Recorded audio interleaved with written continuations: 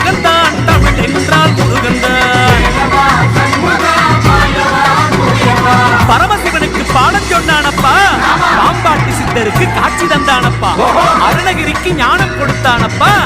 அவ்வை பாட்டியின் தமிழை கேட்டானப்பா, அகத்தியரின் அன்பை பெற்றானப்பா, போகர் நவபாசானத்தில் எழுந்தானப்பா, சிக்கலில் வேல் வாங்கி நின்றானப்பா,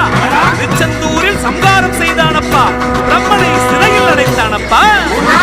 படை வீடு